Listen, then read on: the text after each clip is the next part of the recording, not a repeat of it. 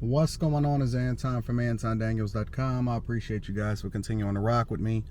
Had to get out early and about this morning, visiting a site that is under construction, but possibly a play when it comes to real estate and acquiring more property and things like that. But this particular project is outside of my field house, or it's outside of my field of expertise. And so I had to bring some people with me and things like that. But what I want to talk to you guys about specifically is the cost of getting rich and then being able to maintain that money. The cost of getting rich and being able to maintain that money. The thing that people don't take into consideration is once you get the money, how do you keep it? And then more importantly, how do you grow it? But before you even get to that, how do you keep from losing it? Because, I talk to y'all on the Millionaire morning show on a regular basis, and I break down exactly how you shouldn't even keep your money in a savings account. Even if you have a savings account is a very, very temporary thing for something that you're trying to use the money for in the near future. So I'll give you an example. If you're about to make a play, or some people use that as their vacation fund and things like that. If you're using it for something very, very short term, then a savings account could be okay, but I still don't like it because I want my money working for me 100% of the time. And then I don't even believe in depending on your assets in order to generate income to do the things that you want to do. I think that you should use your assets and the money that you get from a business perspective in order to justify your expenses so that you can write it off on your taxes, and then you can prevent yourself from paying more money than you're supposed to the federal government. But when it comes to maintaining wealth, I think that it'll probably be one of the more stressful things for people that come into sudden wealth or is getting a lot of revenue. Take this into consideration. When things happen on a smaller scale, let's say you make $50,000 a year and you mess up, or you lose a business, or a business idea goes bad, or you fumble the bag, or you don't pay your taxes, you can recover from that. When you start to get much higher and you start talking about hundreds of thousands of dollars and millions, it's hard to come back from that type of thing. So you have to be able to maintain or be very, very diligent, which is one of the reasons why I say you need to fail very early in a controlled environment so that you know how to do things properly once you get money. One of the biggest blessings that ever happened to me in my life is failing early and losing and going broke early in my life when I had some money. But then when I really, really started getting to the bag, it made a big difference because I learned the lessons early and how to maintain. So let's deep dive a little bit into this, right? The cost of being rich is very, very extreme. Even if you go and get, let's just say you get a luxury car, and the insurance on that thing, I have 4 cars, which I can't have one, but the fact that it's even a high-end cars or it's electric cars boosts your insurance significantly. I pay just under $1,000 a month just for insurance on 4 cars. $1,000 a month for insurance on 4 cars. I think that that's a lot. When you talk about getting a nice crib or something like that in a nice place, a lot of people don't take into account when they're looking at their their house note, is their mortgage and things like that. They don't take into account the property taxes. They don't take into account being able to maintain that large property, that mansion, that mini McMansion, that condo. Your property taxes are assessed based off of the value of the property, right? You want to move to a state that has lower income taxes or no income taxes. Cool. Well, the property tax is going to go up significantly because that's how they make their money. One way or another is going to make their money. And if you don't understand how money work, if you don't understand what comes along with having resources, you're going to lose. Talk about inflation, right? If you keep your money in a savings account, the rate of inflation will eat away at that money significantly. The price of a movie ticket today is much different than the price of a movie ticket in yesteryear. The price of a car today is much different than the price of a car in yesteryear. You get that nice car, cool, you got to maintain it. You also got to insure it. You got to make sure that it's taken care of, that it's washed. You can't treat your car like a regular car.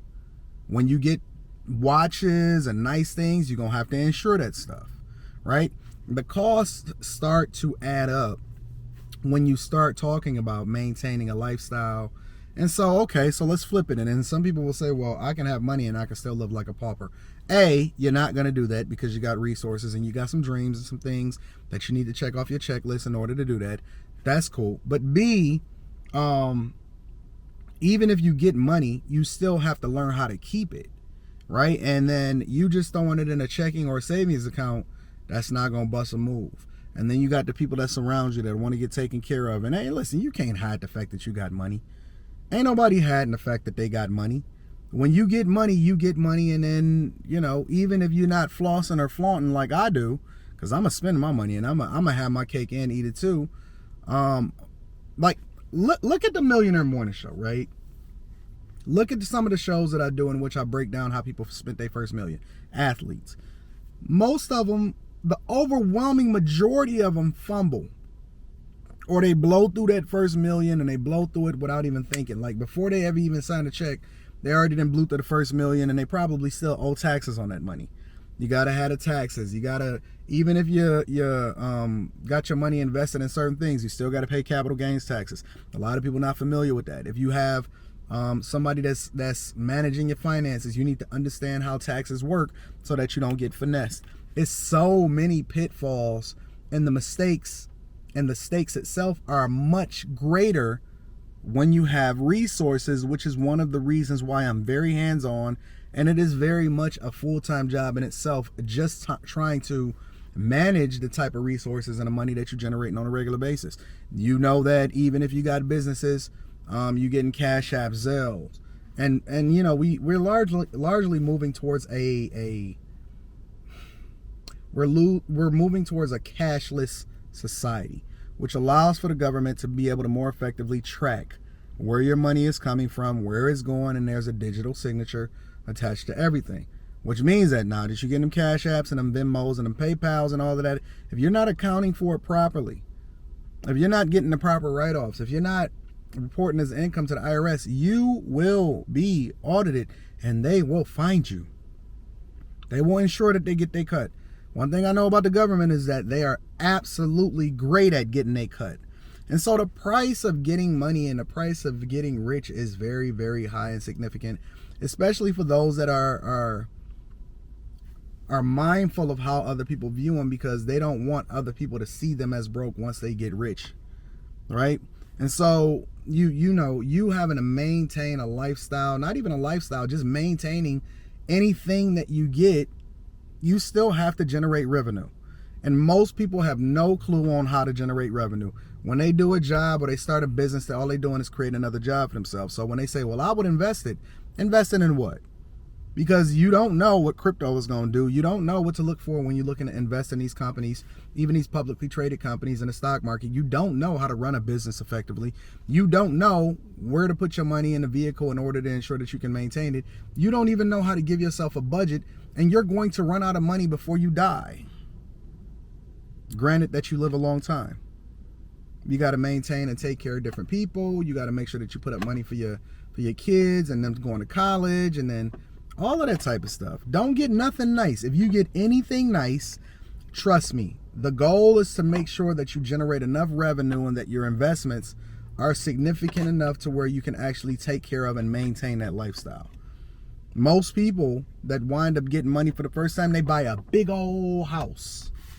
I was lucky enough to have a 5-bedroom, 3.5 bathroom house when I first was getting money before I went broke, which allowed for me to be able to realize that, hey, it's only me and Leslie and Rita, and so we're going to get a nice place in a nice area, but we don't need a whole lot of room, because then you got to maintain it, then you got to heat it, then you got to, get different people to come in there and clean it and do certain things and all of the costs. And when you get this very, very expensive thing and then you have some people over and then something get broke, it's going to cost you a lot to replace it. Be mindful of not only generating revenue, but how to maintain and how to manage it more effectively. Just giving you a little bit of a lesson in how you need to move when it comes to getting this bag. So listen, I'm about to go. I had a small gap in between meeting the person that I need to meet in order to make sure that they come and help me to vet this deal effectively, to see if this is something that I want to do. I love you guys. I appreciate you. I hope you're having a great, great day. Tune into the Millionaire Morning Show. Make sure you subscribe to the channel. Hit a like for the YouTube algorithm and then turn on your notifications. Join the Patreon and the Bag Chasers. We talk about a lot of things, including business, relationships, maintaining different contracts, going up in corporate America, how to network effectively, all of that type of stuff. In addition to the mastermind sessions, I'm doing a live meetup in the Midwest in September, and so that should be awesome. But join the Bag Chasers and come and kick it with you, with your boy, and align yourself with a group of people that's going in the direction that you're going in. And then last but not least, if you need to kick it with me personally, email me at Anton Daniels 413@gmail.com, and we're going to get you scheduled for a personal call or a Zoom call, all right? I love y'all. I appreciate y'all. Stay focused.